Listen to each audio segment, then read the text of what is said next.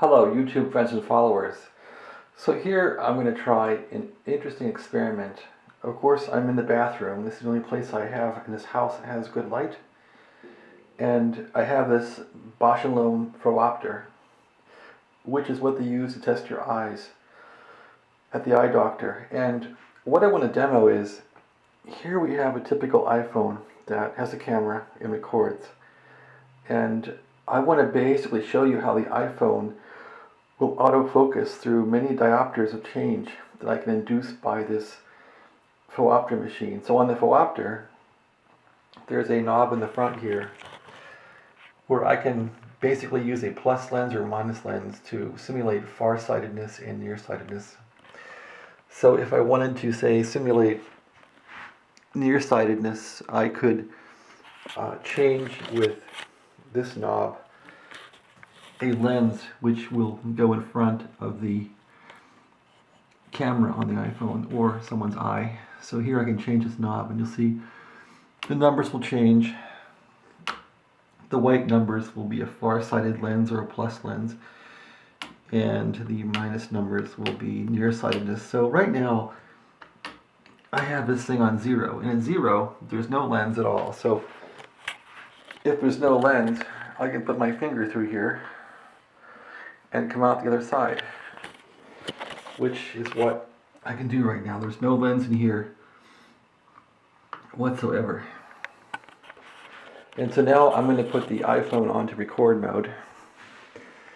And if you look through here with this camera, you'll see the chart. And this camera here will simulate your eye when you're getting an eye test. And so now this camera, it will not focus. I have a fixed focal length on this camera, on this Nikon that I'm using for this movie. So if I focus on the eye chart out there, get it clear, then I can induce some myopia by taking this thing to say 4 diopters. And there you'll see it's blurring up one way, and if I go the other way, it also blurs up. So then, could we overcome this by changing the focal length of the camera? Let's see if we can. Yeah, I can. All the way at one end. Now if we go the other way here, I want to go back to no lens. And I want to go the other way. And now the lens should crank in on the camera, which it does. So yeah, so here I can go all the way in and compensate and all the way out. So this is either a myopic or I think they call it a hypertropic condition. Anyway, so to understand what astigmatism is, that is where your eye is, your cornea or lens, most of the cornea is not shaped like a sphere, it's shaped like a football. And so when you're taking your eye test and they're doing a test for astigmatism, you're looking through this lens. And they'll induce a lens which will try to correct the astigmatism. And since my camera does not have astigmatism, it has a spherical cornea, or we'll pretend it does. So I can then induce or introduce some sphere here and probably rotate the axis and cause this thing to simulate what you see. So yeah, so when you're getting your eyes tested and they're trying to align your cylinder power and your axis to get rid of your astigmatism, you'll see the letters moving around. On my eye, it's a lot more severe. I can't really simulate this because the camera is fairly perfect. Let me increase the cylinder power here. The effect of rotating the axis will be more pronounced. So in my eye, when I watch this, it will go from really blurry to clear with a perfect camera, it doesn't really do much. So now I want to try the iPhone and show you how that would work. The iPhone will autofocus, I think, about plus and minus 8 diopters, which I found is really surprising. So here I'm going to set this iPhone here. So I'm just going to use the iPhone as a subject, test subject. So here we have the iPhone, and I'm just going to put the camera of the iPhone up to the Phoropter. So there's the camera lens of the iPhone right there. There's where the subject would look in. I'm just going to have the iPhone look through here like a person would look, and it's really surprising how this thing can focus. So here the iPhone 7 is looking at the chart, and it's a little blurry. So if I focus my camera here, there we go, and I tell the iPhone to focus, and I'll go into video mode now, so I'll take a video. So now I'm actually recording a video with the iPhone, and I tell it to focus. It will usually focus. Okay, there it goes. So it's focused on the chart. Let's move the chart over a little bit, and I can read that from here. Of course, the chart's supposed to be 10 feet away. Let's see where we're at on the other side of this machine here, on the Phoropter. We are at what? That's 4 minus diopters, so we're at minus 4 right now. So let's see, if I go to say minus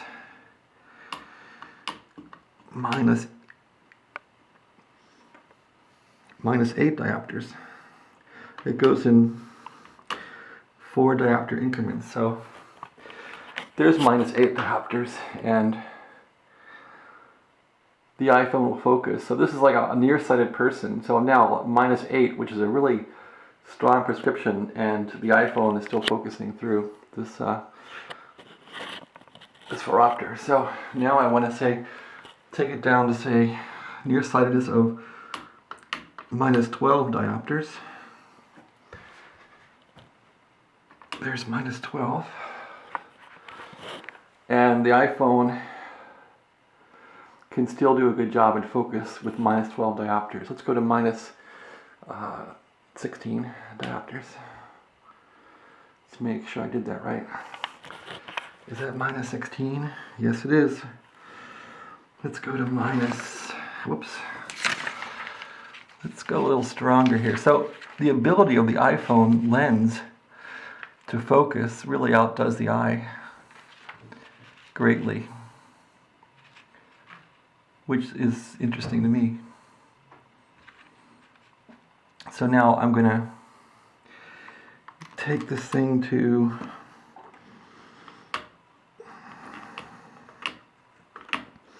there's 24 diopters. I mean, that person is nearsighted and blind. Let's see if the iPhone can deal with that. It can't overcome 24 diopters myopic. Let's take it up now to 20 diopters myopic. And it can't overcome that either. Let's move the chart.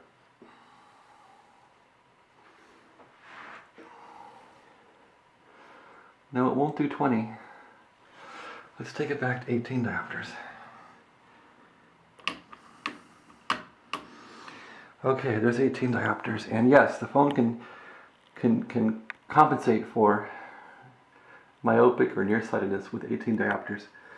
So that's really interesting. Let's go now to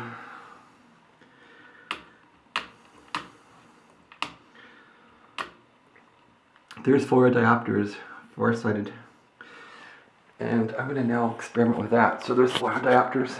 Tell the phone to focus.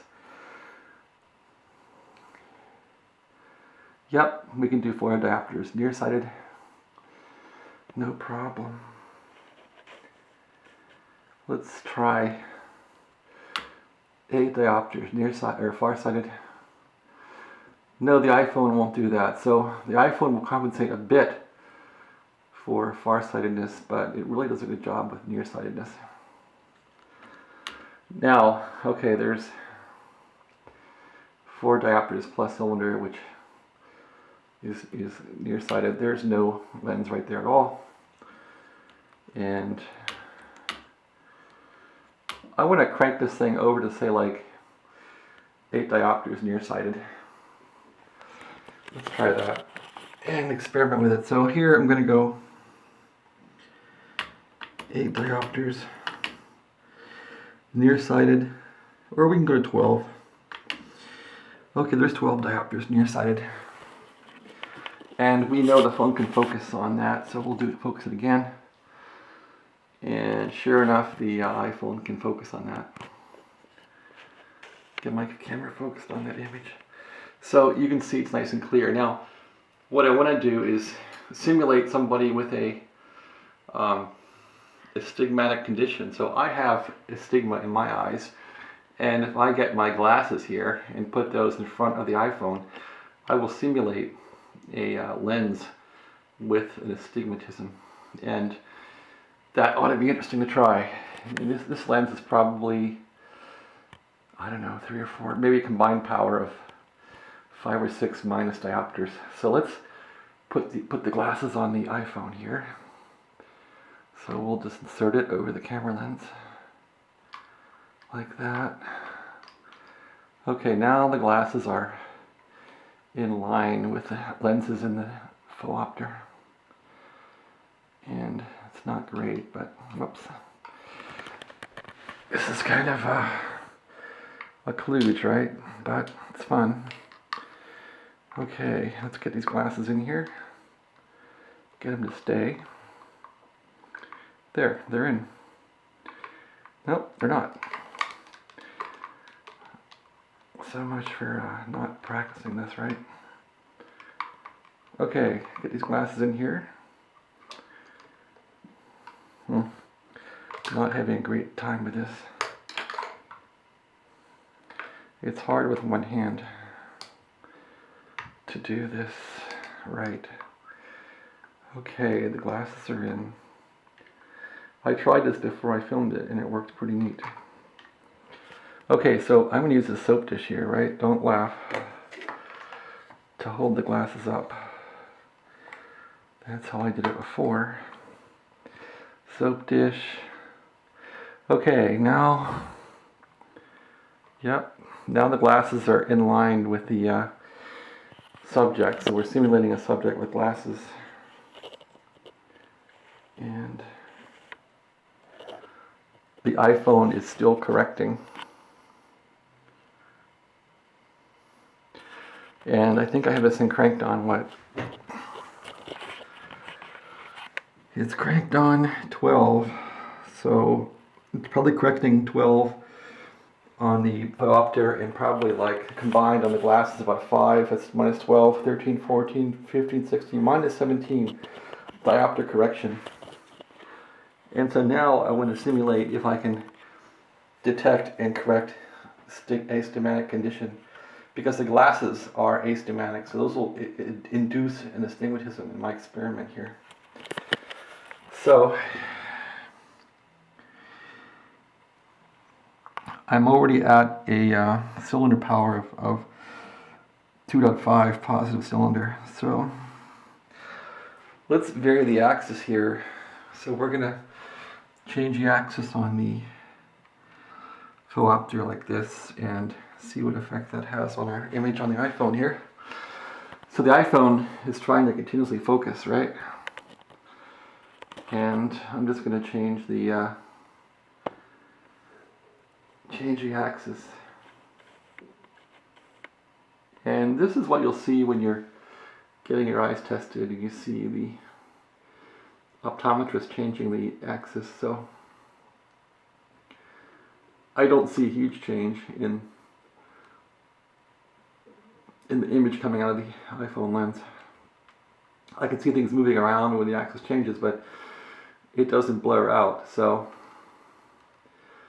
the lens must be a lot more dense in my eye in the iPhone. And if I change my cylinder power here a bit,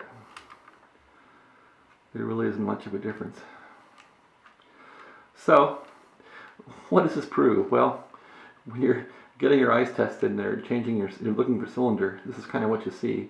They also use a JCC lens, which I'm not using.